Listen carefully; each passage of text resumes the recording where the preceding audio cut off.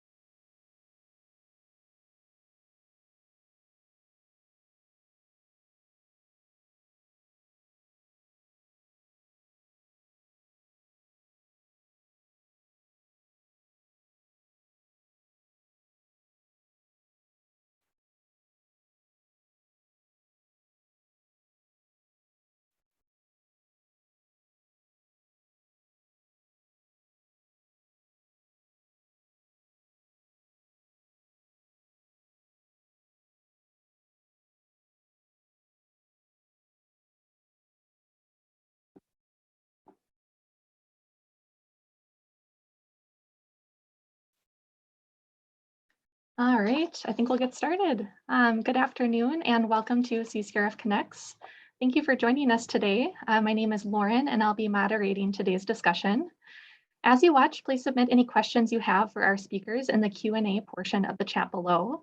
We'll try to answer everyone's questions at the end of the program. Today, our conversation is inspired by the patient and family programs you support as a donor and fundraiser for CCRF and how they help the emotional well-being of a child going through cancer. Because of supporters like you, we're able to provide programs like Camp Norden, a summer camp located in Cross Lake, Minnesota, created for kids who have experienced cancer. For those not able to attend camp in person, we have virtual Camp Norden, a camp for connection and creativity that meets kids where they're at. In the room today, we have Mindy Dykes, and I will advance the slide here. Forgive me if it's not loading. There we go. In the room today, we have Mindy Dykes, CCRF's outreach coordinator. Mindy is also a parent of a brain tumor survivor, Connor. Through Connor's treatment, Mindy noticed there was a lot of support on the medical side, but felt there was room for improvement on the mental health support side. And she wasn't alone. Through working with families in her work as an outreach coordinator, she identified a need for a summer camp where kids can just be kids and experience adventure without cancer getting in the way. Mindy will be sharing more about Camp Norden and the positive impact it had on campers' mental health. Following Mindy, we are joined by Dr. Courtney Horvath. Courtney is a childhood cancer advocate, a toxicologist focused on identifying safe treatments for cancer, and a parent to her son, Colby, one of our virtual campers who was diagnosed with lymphoma. Without further ado, Mindy, we are ready when you are. Awesome. Thank you, Lauren. Thank you for having us here today. I'm excited about our conversation. So before we get into more about Camp Norden in-person and virtual arms, I just wanted to give a brief history of the family programs historically with CCRF. When I started as community outreach coordinator 11 years ago, we had a butterfly bear to give out to families at no charge, and he was tiny but adorable and cute. And then we upgraded to CC Bear, which is a larger, softer, cuddly bear, also free of charges to families, but then comes in a kit that kids can cut out and color and just have more opportunities for distraction from the treatments that they're going to. We partnered shortly thereafter with Momcology, who is a nonprofit organization that serves over 7,000 families and caregivers in the childhood cancer space. We partner with them on quarterly heart-to-heart conversations to help educate and bring awareness to other communities that are looking to learn more about childhood cancer. Supporting caregiver retreats that have happened in person, but then also virtually as well. And shortly after that, we were approached by James Arrigo, who is an amazing, creative, inspirational force behind the Big Dreams tour. He initially would tour through hospitals on location, connecting with families and children who had been diagnosed with cancer. Unfortunately, when the COVID pandemic hit, we had to find a way to transition and pivot. And we were able to do that in a virtual element. And by doing so, being able to reach even more kids without the barriers of location, time zones, where they're at in their care, whether they're in the hospital or at home. And so that's been an amazing program to be a part of with him. And then about 4 years ago, we were approached by Sam Beignet, who was a very close friend to Zach Sobiak. And he had volunteered on site at Camp Knudsen, which, as Lauren had mentioned, is in Cross Lake, Minnesota. And they are designed at Camp Knudsen to serve communities that are experiencing medical difficulties, all kinds of challenges. He had recognized that there was a community missing, and that was childhood cancer. So he approached us about the accommodations that they have at Camp Knudsen, and we set off to introduce Camp Norden to a community of childhood cancer. What's so great about Camp Knudsen is all of the accessibilities that they have. And I'm excited to talk more about that in a little bit. And one thing that we recognized as well was not only was the camp experience amazing for kids that have been diagnosed with childhood cancer, but how do we reach the kids that can't attend an in-person camp or maybe aren't close to the location in northern Minnesota? And then we were able to pivot once again with James Arrigo and create a virtual camp that is just amazing all in its own. And I'm excited to share more about that as well. One of the things as we've been expanding and adding programs to CCRF is understanding the impact and the need. And bigger than that, we embarked earlier this year on a childhood cancer ecosystem analysis. The reason that we did this was for many different areas that we wanted to learn about, but I was really looking forward to the gaps that it would identify and the barriers that childhood cancer families are facing in diagnosis. So through these in-depth interviews with families who have received a childhood cancer diagnosis, as well as care providers, we have identified many difficult transition points. They have a high impact on the child's outcome and the family's overall well-being. Some of these transitions include going from treatment to off treatment, from treatment to end care, from pediatric to adult survivorship care. During these points and other transitions, through their experience, families feel a lack of resources and support. They're caught off guard by the many emotions and the stress that they feel. These challenges are evident in the care team members who surround them as well. The childhood cancer experience today creates many needs for families outside of their child's direct medical care. Each survivor, family member, or care provider we spoke with indicated a need for support for themselves or someone close to them, commonly including mental health resources and peer connection. Most found it difficult to find the support services they needed or perceived that the resources weren't available to them. CCRF's ground level research is backed up by published studies from around the globe, indicate children and families feel isolated and don't know how to cope with the stress and shock that comes with cancer. Children have lower self-esteem, poorly developed social skills, loss of confidence, and many will suffer from post-traumatic stress disorder as a result from their treatment. We at CCRF believe a more supportive approach, which enhances healing for the whole family, is possible. Another step we took based on some of these early insights to our ecosystem analysis was creating a more robust, in-depth survey to our camp participants, their care providers, and the volunteers who have helped put on these camps. What we wanted to learn was not only what activities they love the best, because I will tell you that these children are not shy in saying what's cool and what's not cool and what they'd rather be spending their time doing. But what we're really trying to learn was the emotional impact that these programs were having.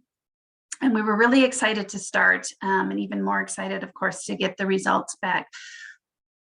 When we found out and had hard evidence knowing that they're creating, that they're feeling isolated, that they're feeling overwhelmed, that they're feeling disconnected from their peers, we wanted to not only learn and have that additional evidence that we can support that, but then it would create new opportunities as we look at how we would want to expand a program or add an additional program.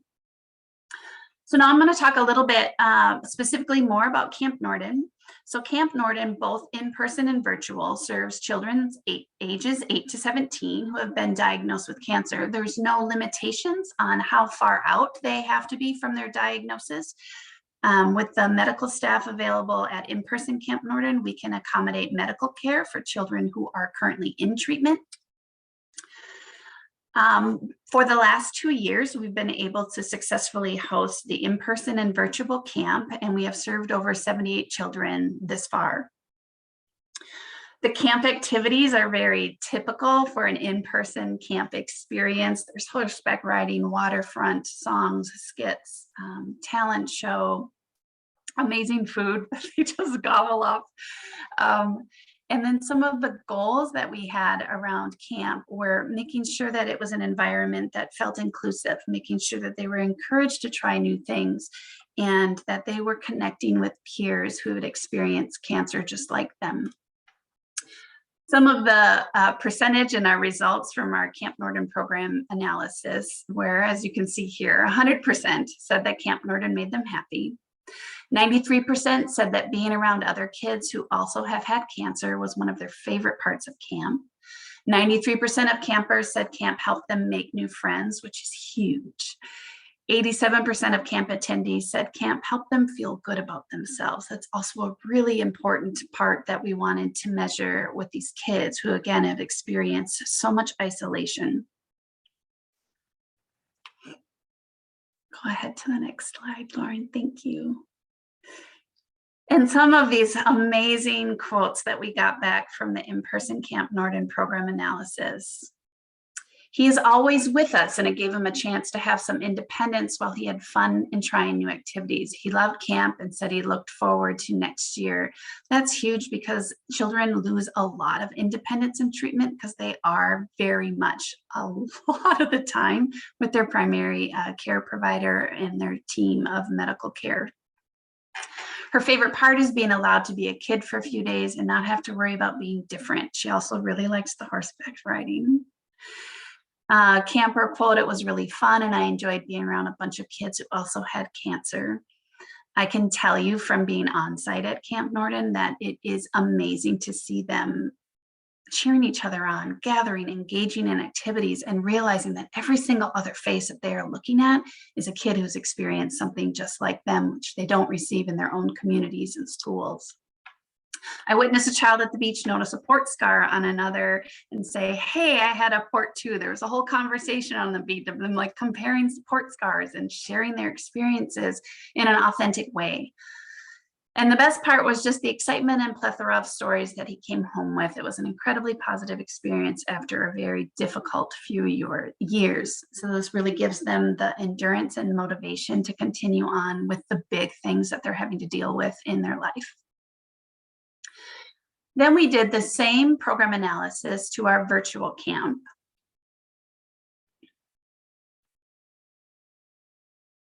It's okay, no worries.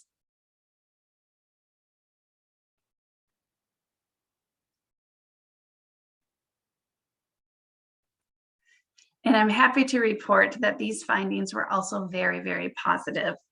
100% said the Camp Norden virtual experience is one of my favorite things I've ever done. 91% of camp attendees agree and strongly agree that being able to use their creativity to build their own virtual reality helped them feel empowered. 73% of campers said virtual camp helped build self-confidence and made them feel good about themselves. 100% of parents said interacting with other kids who have had cancer was an important part of their child's camp experience. I will let Courtney elaborate a little bit more as she talks about Colby's experience working with James Arrigo in virtual camp, but there's some also amazing quotes that came out of our virtual Camp Norden program analysis. I am so thankful to be a part of this club, to know I have friends I can always turn to and just play, and counselors that are big, like big brother and big sister is special. The first day, my child had a blast with the other kids in the escape room, watching his group work together, sharing ideas, encouraging each other, and solving puzzles was a major highlight. This one is especially important to me as well. My child was excited each morning for camp to start as he was able to push through his pain and discomfort to participate. He was able to forget about not feeling good and have fun. My son had an excellent experience. Thank you, James Arrigo, counselors, guests, and everybody else. The only thing to improve is if it's possible to do more sessions or twice a year. And we got that feedback on the in-person camp too. They all just wanted it longer. There are some amazing things that we're witnessing at camp, both in person and virtual. It is such a feeling of acceptance and encouragement. They feel like they belong there. James has amazing testimonies around some of the kids that he worked in the virtual space that were either in the hospital. There was one particular participant who had been receiving regular radiation every day, and she was in excruciating pain. And the next day, with the excitement of the Oculus and connecting with peers in virtual reality, she was able to get out of her bed and stand and participate, where the day before she was in too much pain. She couldn't even stop crying for hours at a time. He's worked with kids that are on hospice care, kids that do not have the availability to go anywhere, to have any kind of distraction or positivity, and able to still reach them and give them this experience and empowerment of their creativity. It's just been amazing. I just can't, we're just so excited about what camp is bringing to these participants. The other really fascinating part is watching the nurses interact with the campers at the in-person camp. Many of them are oncology-based nurses. Some of them knew the campers from treatment, and they really expressed again and again throughout both camp weeks that being able to see these kids be kids and do activities, and to be able to encourage them in a safe environment to participate and not to have to be part of their care in the sense of injecting them with chemotherapies or bugging them for stats and all the things that come when they're in treatment in the hospital. And it's really been life-giving to the care team as well.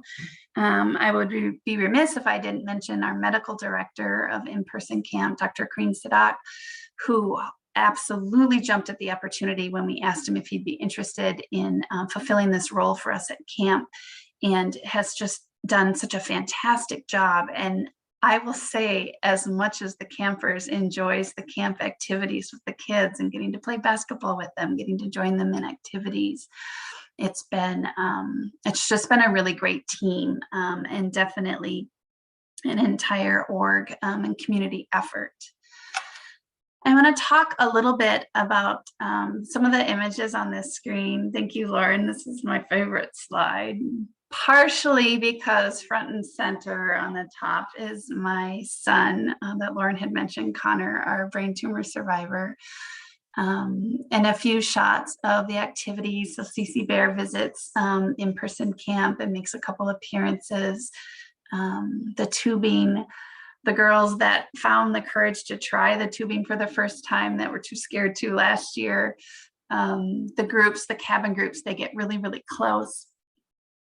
The Color Wars night is always a huge hit. The fire department came one night and ran their big water trucks and created a huge, gigantic field-size sprinkler for the kids to run in. And then a group photo. This is from this past camp in August. Of all of the Camp K staff, as well as the CCRF volunteers and their campers.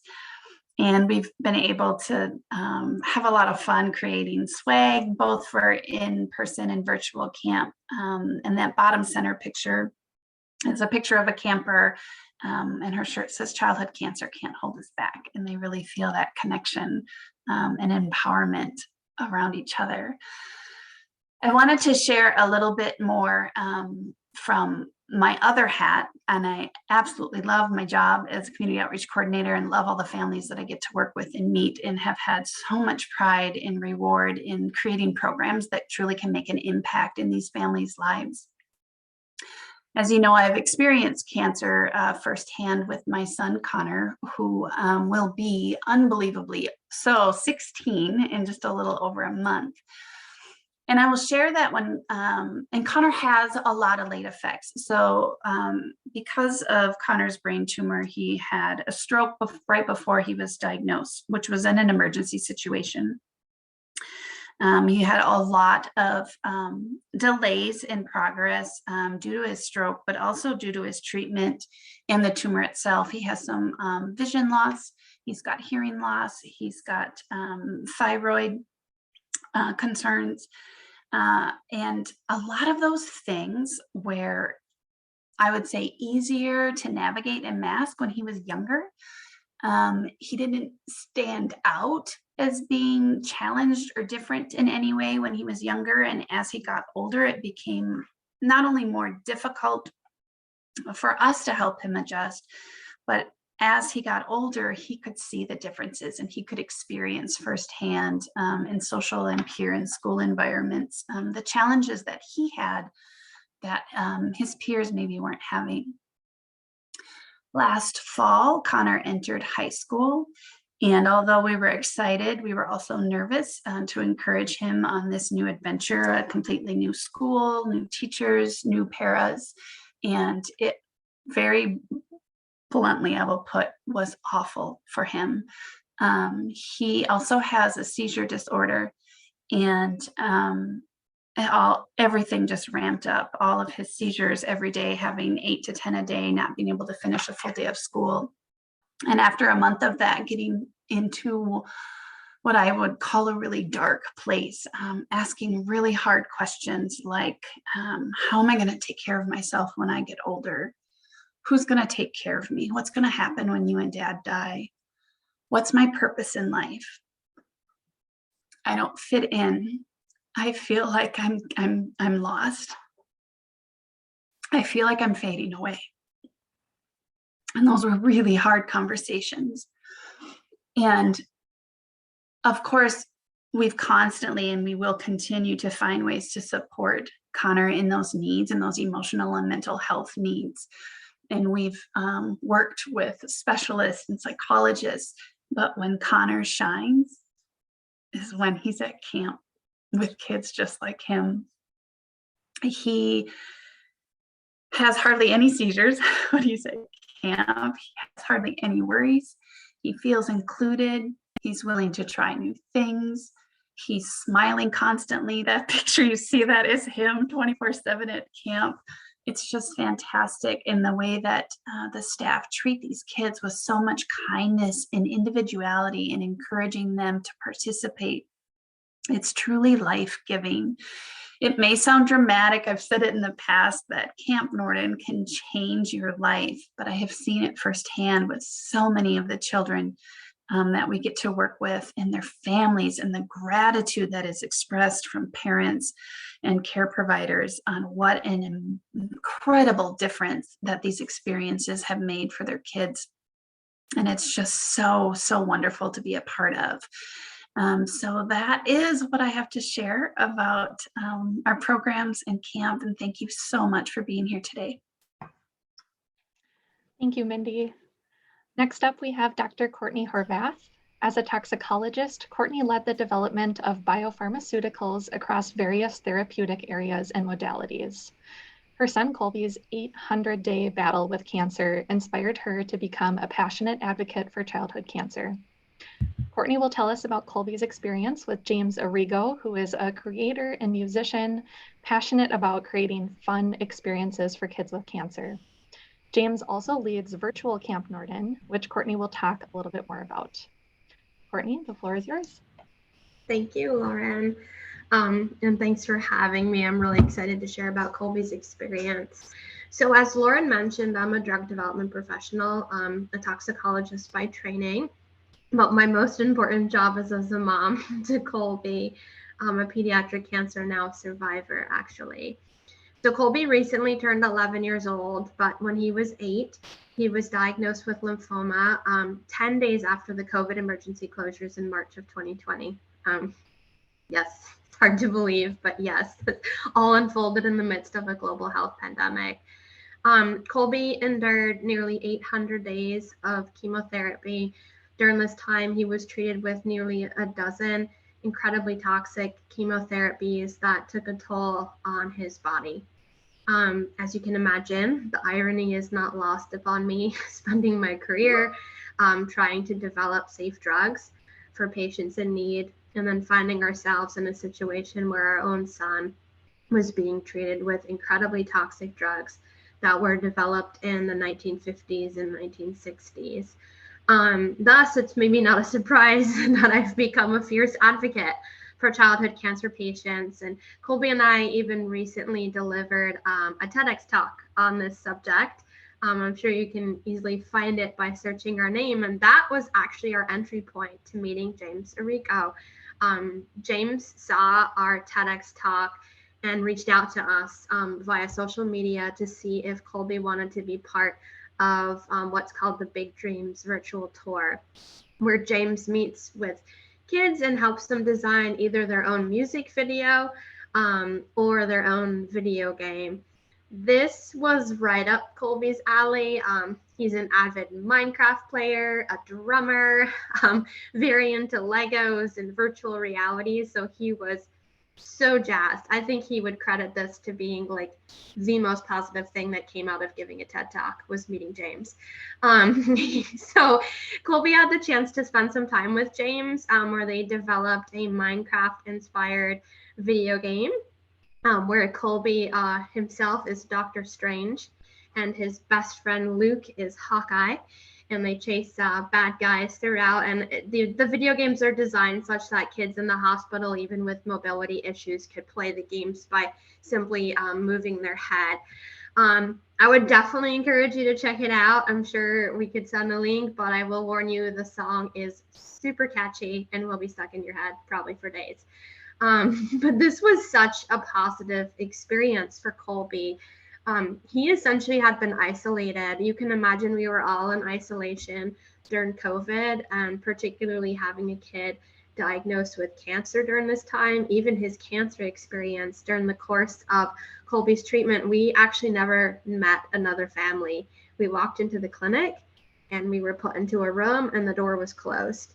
And that was it for 800 days. He never interacted with any other child in the same situation. So when James, after meeting him, offered Colby to have a spot in virtual Camp Norden with other kids going through the same thing and having the same types of interests, Colby was so excited. These are pictures of Colby participating in virtual Camp Norden with his Oculus headset.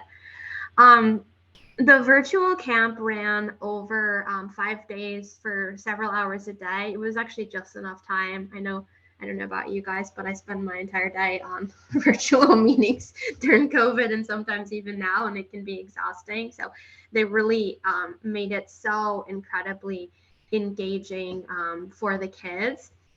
And it was not just the camp itself. It was even from the very beginning. So Colby received a box from Virtual Camp Norden that came with special packing tape all around it. And we received a note that the tape, we could go onto Instagram and find this filter. And the tape was actually a hologram of a previous Camp Norden camper, which you can imagine the look on Colby's face to actually have a package arrive and put his phone up to it and have a hologram of another cancer patient pop right back at him. So from the very beginning, the level of like every single detail being thought of was just so impressive. The box itself contained an Oculus headset, which Colby's wearing here, and a number of different packages that all had locks and different keys that through the course of the week the kids solved problems and were able to open and find lots of fun and engaging material. During the course of the week, the kids played games in virtual reality together. I honestly thought that was kind of going to be the gist of it, which was great. Colby loves being in virtual reality, but that was just sort of like the baseline activities, the least exciting of everything. They had a virtual magic show. They did a virtual escape room where the kids were teamed up and they were meant to solve problems. Colby was very proud of himself, or he at least thought he carried his team to the win there. So he had super fun with that. Perhaps Colby's favorite part was that they went into a virtual design lab. So they were all in virtual reality and designed a pair of custom Nike sneakers where all the kids worked together. It was definitely some hot debates on the color scheme and the different types of laces to be chosen. But that was just so incredible to watch. This group of kids come together, work as a team. Colby won't even wear the sneakers, which were delivered a couple weeks later because he cherishes them so much. He wants to hang them on the wall. They also had a former executive from DreamWorks come and teach the kids about different content and animation development, and really interesting things that maybe some of us don't know a lot about, but they learned how to even design their own Snapchat filters.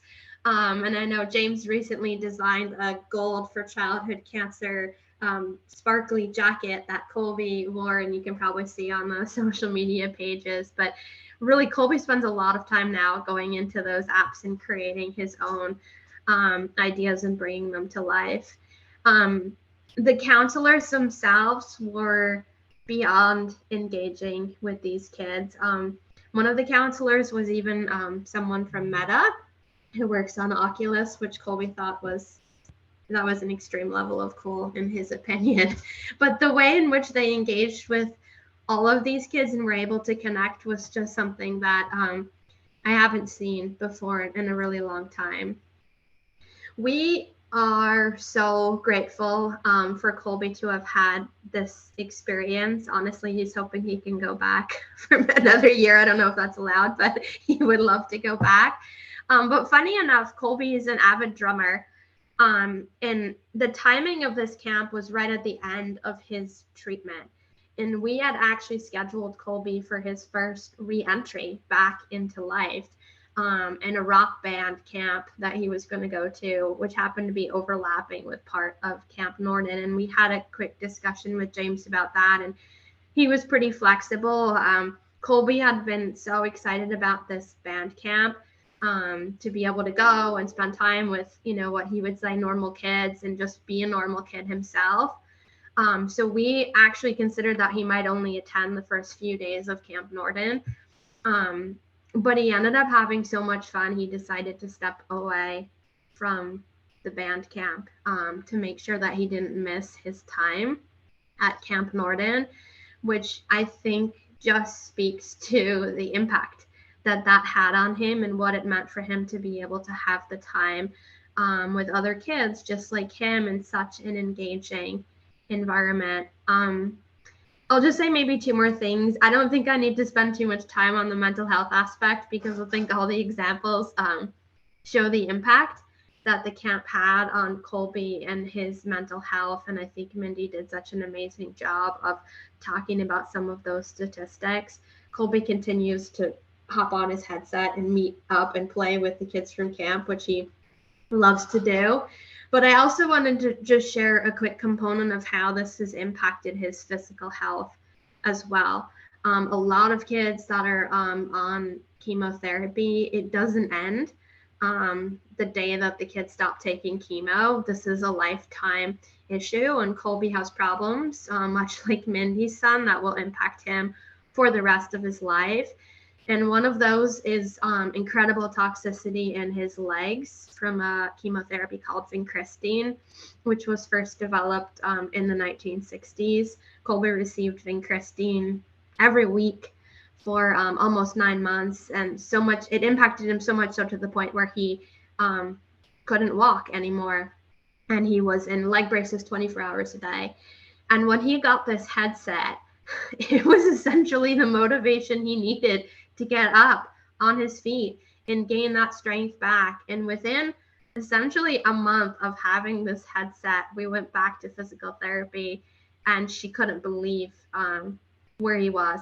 So much so that he was able to move out of his leg braces into some different orthotics to provide support. But it's been a game changer for him in terms of his own recovery, which I think is an unanticipated impact of some of these tools for these children. Just in closing, as I reflect back on Colby's experience, the one thing that I would wish is that we found James sooner than we did. I think I totally agree with the parent who wrote about wishing it could be more than once a year as well. Colby, when we met James, was just entering into his survivorship, and seeing the impact of Colby at that point when he already had made a lot of progress, I can only imagine what the impact this would have had when Colby was at the height of his treatment and really when he was the most sick. So with that, I hope you enjoyed all these pictures of Colby. That last one in the corner there is Colby in Washington, D.C. in his Camp Norden shirt, where he spent a day at Congress advocating for kids with cancer. This is actually his favorite shirt, so he wears it every week. We may need another one at some point when he grows out of it. All right, I think I'll close there. Awesome. Thank you so much, Courtney, for sharing. I think those pictures of Colby just make my day, and I hope it brings a smile to your faces, all of your faces as well. So I think we can kind of open up our Q&A. We had a couple questions submitted upon registration, but maybe Mindy, in relation to camp, there is a question. With the success of this camp, are there plans to have more camps in other regions so more children could participate in other areas of the country? That's a fantastic question. And it is a perfect tie-in to, okay, we've had all these great experiences. We've learned all of this awesome data around how it's making a true impact in their lives. How do we touch more families with this? So it is something that we're definitely looking at. We know, for example, that James, there's only so much capacity of like kids you could serve within a 5-day period and have all these breakout sessions, but it doesn't mean that we won't and aren't looking into other ways to duplicate that. And as Courtney mentioned, we also want to support regular meetups for these kids and families. James had even shared a funny story with me that there was a few dads who got on their children's Oculuses one night and were gaming and talking about their experience as a provider, care provider. So we know there's huge potential around that too. One of the things with in-person camp that we were so picky about and excited that Camp Knudsen could meet the needs of accessibility. And it is with climate controlled cabins. It is with golf carts and medical carts to get kids to and from location that have trouble with ambulatory needs. And there's a lot of very specific things we'd be looking for as far as to duplicate an in-person camp, but we are definitely looking at how we can expand and make an impact with more childhood cancer families. Awesome. Thank you, Mindy. The next question, I think for either Courtney or Mindy, whoever wants to answer, how can I be a better friend and channel my empathy in a more effective way to a childhood cancer family?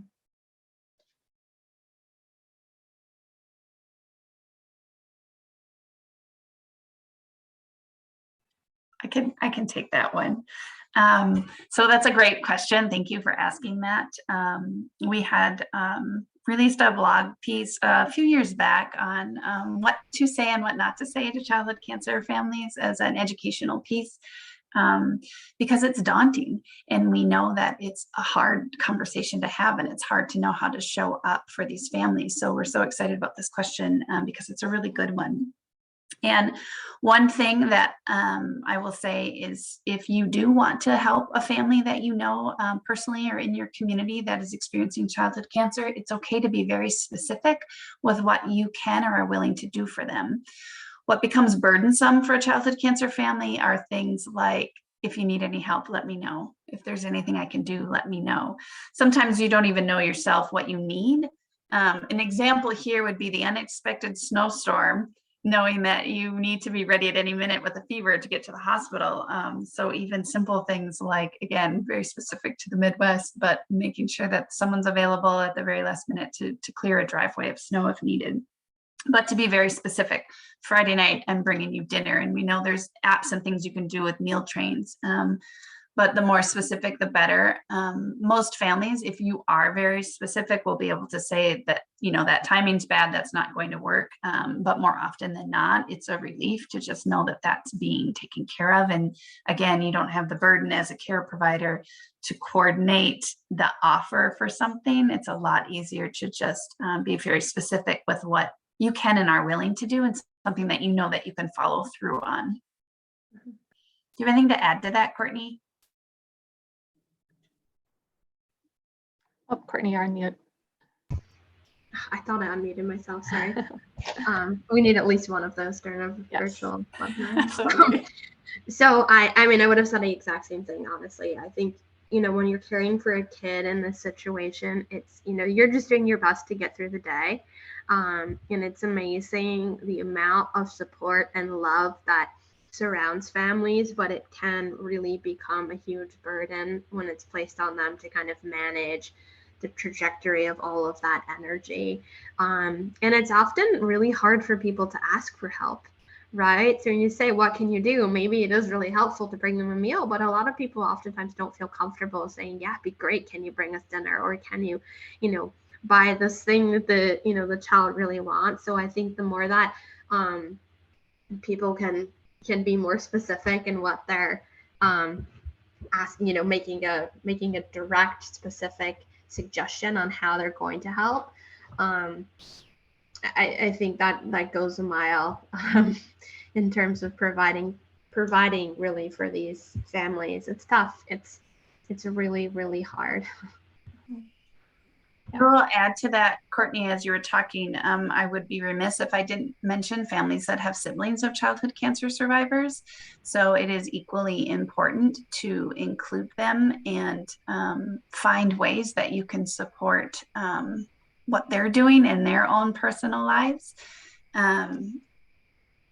We have a daughter, 17. She's 2 years older than Connor. She'll be 18 in January. And this past year, she wrote a blog about being a sibling to a childhood cancer survivor. And it was gut-wrenching, and it was wonderful because it was raw and it was real, but it's never too soon. They tune in very early on. Jocelyn was only 2 when Connor was diagnosed, and for her 6th birthday, she, on her birthday wish, blew out her candles and wished that she had cancer. Of course, that was devastating to hear and know and read. But she was so brave in sharing all of the ways that you could step in. And so to Courtney's point, like, it's so overwhelming. You are literally focusing every day on just helping your child survive. And you know that other people are feeling the ripple effect of that, whether it's a partner or other children. And there's multiple things that they want to go in. And Jocelyn, for example, shared she never got that too into sports because she wasn't sure that we'd be able to get her to everywhere she needed to go because of Connor's unexpected medical cares that were always popping up. And there's people that are willing to do that. Yes, it's not the same as a parent being able to get you to or get those things, but that is such a great thing that you can offer to do if you have a close enough relationship. And obviously the parents trust you with, can I get them to practice? Can I help with this? Because we can't be 2 places at once, and we want to. Man, if we could clone ourselves would be the one time I would say it would be okay. But it's important to remember them as well, and to find out what their needs are and how you can help them not disrupt their pattern and their interests that they have in their own lives. Absolutely. Yeah, I just remembered 2 more things on that. So I would say the sibling piece is so important. And if you ask me to reflect back on one of the things that most impacted us, it actually relates to that topic, Mindy. So our 12 or now 12-year-old, but she was 10 at the time. People that reached out and took her under their wing. She's a competitive rock climber, and one day her coach offered for her to come to the gym and help with all the setting of the boulders that day, and she thought that was the best thing. We were in clinic all day with Colby, and it was the one time that we picked her up, and she really had a good day, and it meant so much to me. And the final piece on this is that something that we're going through right now is don't forget that the journey doesn't end. The journey doesn't end when the child's done with treatment. We see this a lot right now. We had a huge mobilization of people in our community when Colby was sick and when he had lost his hair and when he was really struggling. And now, I think one of the worst things you can sort of say to people is, isn't it so great? He's so fine now and healthy. And he's not. He struggles every single day. And that's hard on parents to kind of see that, especially when the child starts to look more healthy and more normal. To continue that empathy all the way through. This is a lifelong journey for most families that go through this. It doesn't end when the chemo stops. Mm-hmm. Absolutely. Thank you both for sharing that. And I think that really segues into our final question. We have a lot of great Cycle Challenge riders joining us today. Thank you for being here. Somebody just commented, these stories are the reasons why I ride, which is so powerful. So thank you for joining us. And that kind of leads into the last question I have. And Mindy, maybe I'll have you kick it off. How can we help be better advocates for childhood cancer research and programs like CAMP? Thank you for whoever submitted that question, and thank you, Lauren, for bringing it up to us, because it is also a really great question. Childhood cancer it sucks, and it's sad, and it's hard to talk about, and I know why I am in this world, and every time I meet somebody who becomes a champion for childhood cancer, whether it's a program, awareness, a fundraising event, it is so joy-giving because it's hard. We've gotten feedback around how hard the topic is. I've had tabling events where people will literally stop and say, I can't come up to your table and talk to you about childhood cancer. So then I promise them a 30-second really hopeful story. And then I think they might still end up feeling sad and emotional by the end because I'm still not going to hold back on the reality of childhood cancer. So to be a good advocate and to support research programs like these, we need people that aren't burdened with the personal experience of childhood cancer to help us be our voices, to help us create awareness, to help educate communities, because it's too much for us to bear alone. We have too much on our plate, and it is so empowering when we see communities coming together, and whether that is sharing things and statistic and images and stories that we're putting out on social media, or participating in very specific campaigns, whether it's our year-end giving or CCAM, Give to the Max, all these things that happen seasonally. And then definitely, participation in our events. And it's just amazing. Like I said, every time someone raises their hand and says, I want to help. How can I help? How I want you to use me. I want to be a voice for these kids, especially these parents who have lost their child. The burden on them is so great to make a difference, to make an impact, so it doesn't keep happening, so that next family has a different outcome. And they need our voices. They need all of us. So thank you in any way, whether you view it as small or big, it is big every time. I can guarantee you that. Yeah, I can maybe just echo, honestly, what Mindy said. I mean, obviously, supporting research and programming is key, but sharing the stories and the truths and talking about it really goes a long way. I think, Mindy, I relate so much to what you say. We do a lot on social media, and I've even had my mom, she started following some other kids, and she said, I just can't do it. I can't look at this every night. It's too hard. Even being someone who lived through this and sees the impact. And I think that is the reality. I think that myself every day when I open our Instagram account, and we follow thousands of kids. And that's the reason why I do it, is because I need to be reminded that we're lucky that Colby is still here. And everyone thinks like this will never happen to you. We certainly never expected to be in this situation, ever, even to the second before. Colby was a perfectly happy and healthy kid. All he had was like a little tiny bump on underneath his ear. And all of a sudden you hear those words like your child has cancer, and it comes crashing down. And the one thing we always say is don't wait to care about this problem until you have a reason to, because we can't move the needle with just the families. We need that type of support. The other things I would add is there are the obvious things that anyone can do that don't cost money. It's just a little bit of time, is donating blood, unrelated to research efforts, and becoming, joining Be the Match. Those things are huge. Colby required several blood transfusions during his treatment. It's really an important thing that almost anyone can do as well. Thank you for bringing that up, Courtney. I remember that I counted Connor had 17 transfusions before he even got to his bone marrow transplant, which is a whole different category in itself. And it was shocking to me knowing that that was 17 people. And if there was one less, it would have made a huge impact on his recovery. And just I think about all the time. There's a girl who's, I think, 12, being treated for bone cancer. Their parents are active on social media, and just this week she was diagnosed with a secondary malignancy from her treatment. Now she needs a bone marrow transplant, and the parents are like, they need people to join. They need to find a match. There are so many things, like low-hanging fruit things that people can do that really potentially literally save a life. So don't forget about those too.